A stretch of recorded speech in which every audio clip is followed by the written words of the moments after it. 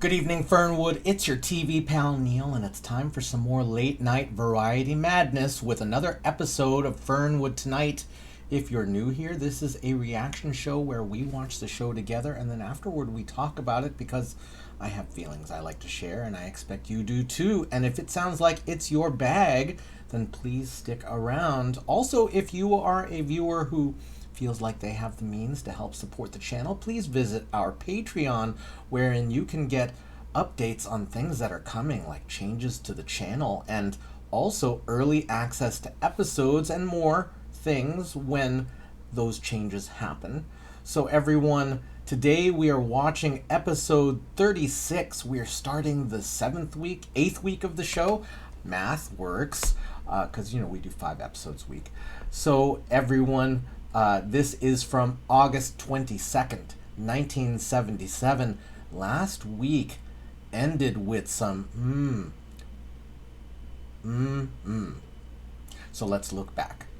Barth Gimble is still getting over his cold while Ms. Jane Tiffany looks on as Barth bemoans to the audience that the language is changing and he can no longer use gendered terms the way that he used to. Then we introduce guest Rock Mondo, Mr. Wonderful himself, who is there to make an impression. He starts by cutting a promo on Barth that immediately elicits boos from the crowd, and then he does a rendition of the song Hold Me while breaking boards with his hands and head. We come back from commercial to even more of Mr. Wonderful as Rock Mondo insists that the jeering that he's getting from the crowd means that they love him, but Ms. Jane Tiffany can't take him seriously and thinks that collegiate wrestlers could probably beat up professional wrestlers. Then Mr. Wonderful milks all the boos he can get out of that audience before we bring back Sylvia Miller, who is trying to get her aunt appointed a saint by the Catholic Church, and she has evidence to prove why that should be the case. And everyone, that was last Friday's episode, so I believe we should start today's.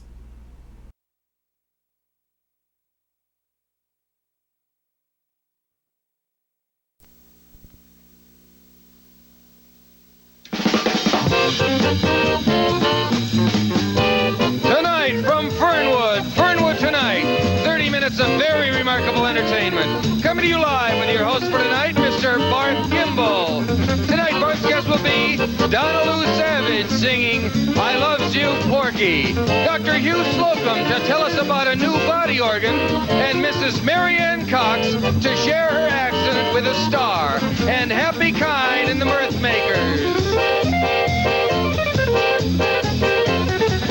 And me, I'm Jerry Hubbard. And now here's your host and mine, Mr. Barth Gimble.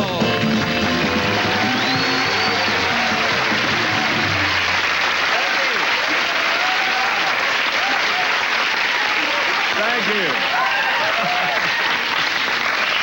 Oh, boy. And I haven't even done anything yet. That's great. Thank you, ladies and gentlemen. Good evening and welcome to Fernwood Tonight. My name is Barth Gimble. Thank you. This program, I think, is the program that proves that any young, scared, blonde-haired baby in his mother's arms can grow up to become a successful talk show host, as long as he's got incredible talent, remarkable charisma, impressive diction, and stunningly brute good looks. In other words, the American dream. You really can't pick up a newspaper these days without reading about someone somewhere who began with 10 lousy dollars and an idea, and today is living on Easy Street in Arizona. That's the American dream. But you don't have to go to Arizona to find that American dream. It exists right here in Fernwood. The freckle-faced kid with a science fair experiment could be just a dream away from a cure for arthritis, neurosis, or nostalgia. The lonely old man sitting over coffee at the Cup and Sup who's designed a perfectly beautiful commemorative stamp and doesn't know how to get it to Washington. The bearded young guy with a folio of tie-dye ideas and a too small apartment. It makes me just stop and think. Why is he doing tie-dye in 1977? Well, for all of you who still dare to dream, things are going to start looking up as soon as you do. That's right. I'm up here, and I want to help you down there. Now, I personally can't give you Easy Street in Arizona, but I can give you what it takes to get there. And so, ladies and gentlemen, every night throughout this entire ratings week, we'll be giving away $10 to the person who sends in the best unfulfilled American dream. We want your dreams no matter how big, no matter how small, from living with someone you actually like to paying next month's utility bill. Whatever it is, send me your dream. If we think $10 can help you fulfill it, you've got it. I don't want to hear thank you either. Just get busy. Okay, Jerry? All dreams should be 15 words or less and original copy, no carbons. Send to Still a Dream, Gimbal Co. Enterprises. Attention, Copyrights Department. Post Office Box 78924, Fernwood, Ohio. Please enclose an unaddressed stamped envelope with your dream. And good luck from all of us here at the Channel 6 family. Okay, thank you.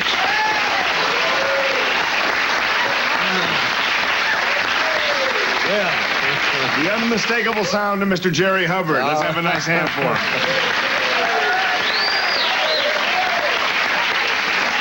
Hey, Jerry. I'm like the guy holding on to that rope, the dangling from the hot air balloon. I don't know whether to jump off before it gets too high or just sit it out or what.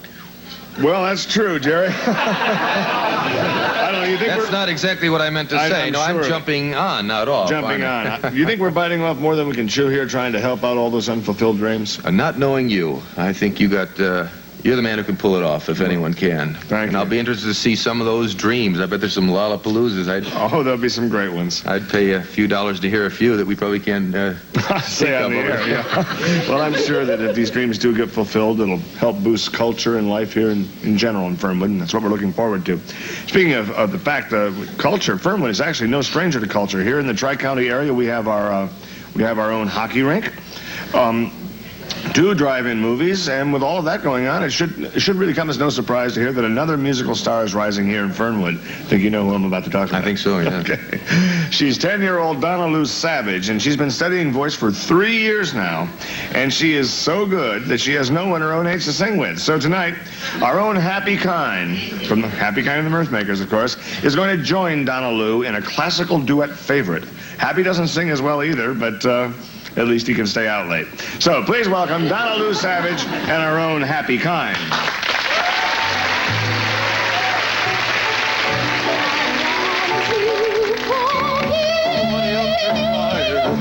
Anyway, I'm gonna steal my woman. If you want to stay with Porgy, you stay. You got a home now, honey. I'm gone. So no more crying. Can't you understand? You're gonna go about your business singing. 'Cause you got Porgy.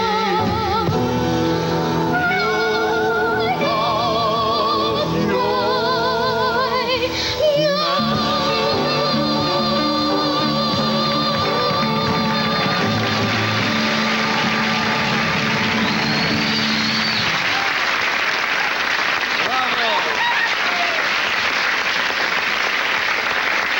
Wow.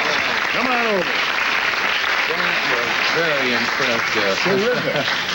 Very nice. Wow. Very impressed. And Happy reminded me of Al Jolson there. A little bit, yeah. Yeah. Donna Lou, that was just incredible. You can really sing. That's just amazing. I've never heard a 10-year-old sing like that, and especially have that kind of interpretation of a song of that sort since at 10 years old. You probably never loved and lost, right? You never know. And you certainly never got to work on a slave plantation, that's for sure. No, sing like that, she probably never will. But you know something? I don't mean to be critical, you know, but it's easy to criticize. I never did like that song, though, because it was so ungrammatical. I never understood how Rodgers and Hammerstein could write words like, I loves you, Porky. It was Gershwin. It was George and Ira Gershwin. Oh, was it? Oh, that's a relief. I didn't think Rodgers and Hammerstein would commit a boo-boo like that. But even with George and Iris. It was Ira. Well, not Iris. whoever. I just feel, I know, kind of hopefully thought that maybe it was just an oversight on their part, maybe a typographical error that the secretary didn't bother to proofread. And once people started singing it that way, it was hard to stop that old musical snowball. It's true. Well, Donald Lou, it's been really nice chatting with you. How old are you, Donald? I'm 10. 10. Really? Don't look a day over 9. No, probably passed for 13 with heels. That's right. Well, I wish you all the luck in the world with your musical career, and I'm sure if this is any indication, as you get older and, in fact, taller, you'll probably even get better. It'll be great. Yeah. We'll be right back after these Here. words. Stay with us.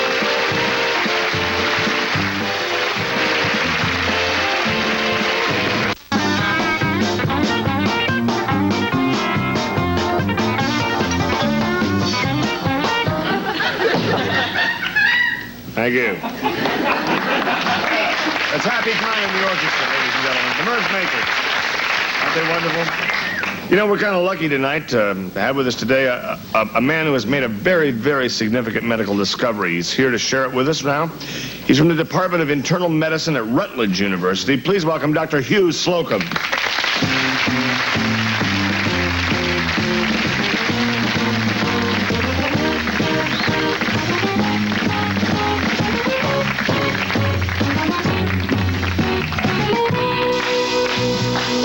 Well, the doctor's in. We're lucky to find you in. Welcome. What's up, Doc? Terry. I understand you've discovered a part of the body that no one has ever identified before, or not even seen that much. Can you tell our audience a little bit about it, what it is? Yes. Through much medical research and study, I have found a new internal organ never found before, which I like to call the Slocum. Well, of course, after yourself. A good thing you're not Dr. Irwin's stomach. You could get sued, you know, because they already have one of those. That's great. Exactly what is this? I mean, people don't find new organs every day, that's for sure. Oh, that's true. This is probably the most important in-body find. Well, maybe you can tell us exactly how you found the Slocum and, you know, what does it do? Well, I was looking at this X-ray of a routine stroke patient. You know, nothing at all. And I was looking, and I noticed this shadow behind the heart. Well, naturally, I thought my nurse had gotten her thumb in the picture. She's done that a number of times, you know. However, on closer inspection, I found that it was indeed a Slocum. Exactly, what does the Slocum do, I think is... Yeah, that's what I wanted to say, too. It's it must have a function. Oh, yes. Well, the Slocum is the oral sensitizer. Now, Exactly. I'm not a medical man, and I know Well, Barth is- actually, that's a new word. You see, being it's a new organ, you have to find new terms. So Okay. I call it oral sensitizer. Good thing you didn't call it a slocum sizer or something. Well, name that As a matter of fact, I did call it that, but it seems that no one somebody knows. had discovered a different organ. They had called it Slocum, too, you know, was a branch of the family. Well, the reason I call it an oral sensitizer, very simply, is if you eat something very cold, Sure. you know, like an ice cream cone or an ice cream sandwich, An ice cream sundae. an ice cream sundae, Even yes. a pint of ice cream Yes, out of a... yes, ice, just ice water, Chew ice. chew ice, yes, dry ice, Eskimo sundae. Eskimo pop. Sherbet? Okay, well, I think we get the idea. Then. Yeah. If you eat that, you know, anything that's really that cold, you know, as soon as your teeth hit that cold food, you get this tremendous headache. Right up in the sinuses, right in here. Right. You just go, ooh, yeah. Right, yes, what you see, Absolutely. yeah. I think we all do. The Slocum controls that. You'll find it there in my book. Yeah, we have a copy of your book here somewhere. I don't know what we did with it. It's got to be here somewhere. Jerry, if you, Oh, the book. I guess it's just clean it. I think, Just walnuts. I'm to blame for that. I think I took his book home yesterday. Yours. Oh, yeah. They tell me you have my book here. I took it home yesterday. I'm sorry. Did you read it? Did you read it? Well, no, my air conditioning's going out, and I wanted something to jar the door open with. It makes it like a door jam. Oh, Jerry. Well, I'm sorry. I feel like a complete fool. Well, Well, the reason I'm on the program is they told me we would discuss my book and you'd have it here. Jerry, Can you come back another it's not time? your book to take home. Well, listen, Perfectly Doctor. all right. How did I know he was coming on today? It could have been next week's guest. It's all right. It's I my happen luck to we have got a an heat extra. wave and my air conditioner went out. What are the chances of that, medically speaking, of a heat wave the same time an air conditioner goes out and a doctor appearing on the show? Well, I don't think there's any precedent. Yes. Yeah. Doctor, I think you'll just probably have to describe Yeah, well, the it's book all as right. best I you have can. an X-ray I can here. describe the book. It was blue and green and had the doctor's photograph on it. I have an X-ray here somewhere which shows you the original discovery of the original Slocum. We The have that X-ray- X-ray, I know. Yeah, Oh, I think The X-ray has to be back here somewhere.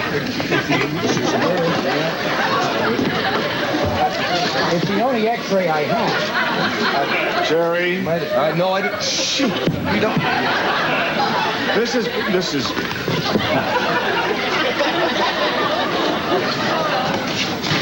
I'm afraid we're kind of. You know where kids, these things tend to slip down in here sometimes. Oh, look what I found. It's When you're not even looking for them. Just like that. Have you found my X-ray? Well, on the clock, I know what time it is. 50 but, cents. There's got to be more. That's, well, They'll turn up. yeah. So, don't worry now. We're kind of sorry about this, but I don't mean to be disrespectful, though. I'm embarrassed. I feel like a complete fool. No, we did lose the book. I agree. And right out loud, Jerry, you're only human. That's going to happen. We did lose the X-ray, but I must say, also your discovery doesn't exactly sound like the most interesting thing in the world.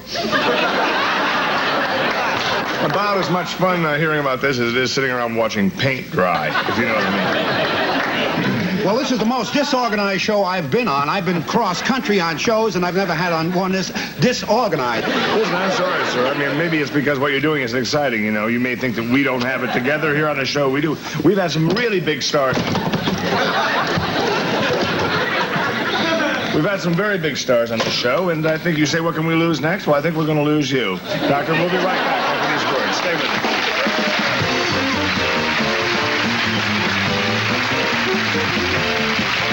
Non-fiction.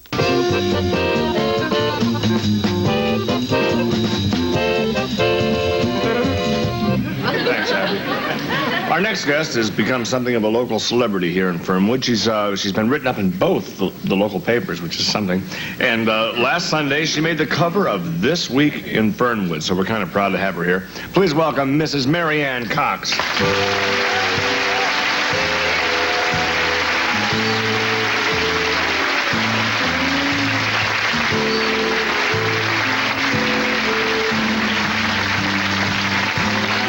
You're back. Yes, and what a trip it was. We went coach this time. No economy. Wow. They had a terrific movie. It was called The Doberman Gang. You know, when you put those headphones in your ears, I mean, it's almost like being there. That's true. I'll tell you a great trick you can play, too. You can take those little rubber tips off the headphones, put them in your salad, and ring the bells. Miss, what's wrong with these mushrooms? Oh, I'm sorry. It's your turn. It's your time. Okay. Of course, now, you did go to Hollywood. Can you tell us about your big experience out there in Hollywood? Oh, yes. Well, you know, I stayed with my sister Eileen. Oh, my sister Eileen. Uh-huh. That's the name of a big movie. you know. Sure. As long as it's not a brand name. Well, anyway, I mean, you cannot imagine the millions of laughs that we've had over that during the past few years. This is not going to be a story all in movie titles, is it? Because they're cute, but I hate them. Really. How about too much too soon? Well, anyway, I mean, being in Hollywood is terrific, but being where your sister's name is in a movie. Well, I mean, it's all just It too is much. an incredible coincidence. Yeah. Yes. So what happened, Mrs. Cox? I mean, that's not enough.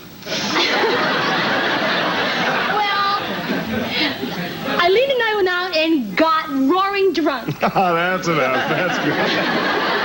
That's not a great. movie Now title. we're getting somewhere. That's great. Oh, I mean, it's not that I like alcohol. No. I mean, but, you know, when you haven't seen your sister Eileen, you know, for a Have a long lost time. weekend. Yeah, and you kind of want to have a little drink to celebrate. So you had one glass of exactly what? Well, it's more like 9 glass of martinis. Mrs. Cox, can we get to the story? I mean, what happened that got you your picture in the Sunday supplement? I crashed my car into Dean Martin's car. You're kidding. Oh, I did it. What incredible luck. Was this your first trip to Hollywood? Bingo, the first time out. Oh, boy. Rent a car? One of those? Oh, yes. So here we are. You're smashed. Now Dean's car is smashed because you smashed into him. What happened? I was so excited, I nearly spit up. Whoa. Those 9 martinis helped out too, didn't they? Yes, they did. Yeah, olives boy. first. Marianne, that's terrific. Now let's just try to backtrack a little bit and take this chronologically. You're smashed. The car is smashed. What happened right after the accident? Well, we got out of the cars to kind of examine the damage, you know, see what had happened. Sure. Even in Hollywood, they do that. Sure. Perfect My announcement. car wasn't even scratched. Oh, my gosh. But his car had a bashed-in headlight. Mm-hmm. And then I gotta tell you, he went into this hysterical routine about how his car is the only one of its kind in all of the world. Oh. And the headlight's gonna cost $1,000. $1,000. That's more than I paid for my whole car. And my car is a classic. Now, Jerry, classic cars have doors. Come on. Don't listen to him. Okay, what happened next, Mrs. Cox? Well, after he kind of calmed down, we exchanged licenses. That's great. I guess what's on the mind of all our viewers right now, Mrs. Cox, is what's Dean Martin really like? I mean, really like. Oh, well, from my personal experience with him and the things he said to me, I can tell you he's a real lady killer. He said to me straight out, "You stupid barracuda." Oh, I can just see him saying that, too, in that way he He's has. such a kidder. When they bring back laughing, I hope they bring him back, too. No, Marianne, Dean Martin was never on Laugh-In. Yes, he was. No. With that other fellow. No, you're thinking of Dick Martin. No, it's Dean Martin. He has a mustache, and he'd always turn to the other guy and say, "Say goodnight, Dick." No, that's Dick Rowan. Dan Roan. Yeah, maybe you ran into Dan Roan. That's almost as good. I don't think I Mrs. did. Cox, just exactly who was it you ran into? I mean, I saw his license. It said Martin, Dean. Maybe it just looked like a comma in your drunken stupor. Perhaps it was just a guy named Martin Dean. Maybe it was a dean out at UCLA or something named Martin. Could have been Martin Denny, the guy that does the Hawaiian music. Right. I don't think That's Morton Downey. Not Morton Downey. You're thinking of the guy that makes all the pancakes, all those cake mixes. That's the Downey you're thinking of. It could have been Dean Stockwell or James Dean. Jimmy Dean. James Dean that would be ironic to run into James Dean because a lot of people still think he's alive. That's right. I think it could have been Robert De Niro. No. Well, I mean, we all make mistakes. Well, We've made more than our share here, haven't we? absolutely. You can always come on here and make a mistake. Hey, we've made our share, and I think that's pretty clear. We'll be right back after these words. Stay with us.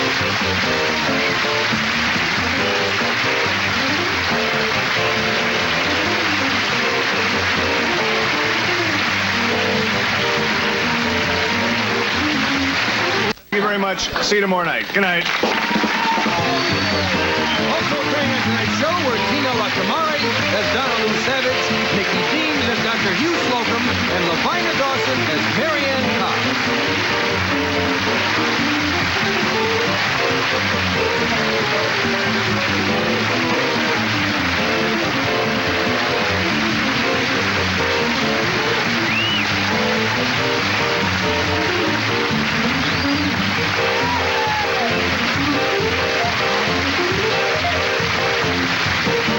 Stay tuned for The Righteous Apples, followed by a sound stage special featuring the Oak Ridge Boys here on TV 12. Well, things are back to fun, comfortable. It starts with Barth starting apparently a theme of the week that the American dream is what he's living, and that the show is offering $10 a night to people who are going to share their unfulfilled dreams. And that might be fun. I'm curious to see what different failures we're going to see this week. But then we bring out, without a rocket to the stars sign, but we bring out Donna Lou Savage, who is a young singer, 10 years old when this was shot, singing I Loves You Porgy from Porgy and Bess. It's a little bit awkward to see that song. Obviously, the writers are very clearly planting that awkwardness that's happening there, because Porgy and Bess is about a black couple in the South in the early 20th century. And it's a lovely song. And my first time spending any time with it was listening to Barbra Streisand sing it on one of her albums, which maybe should make me feel uncomfortable too. Not that Barbra Streisand sings in general, but that she's singing that song.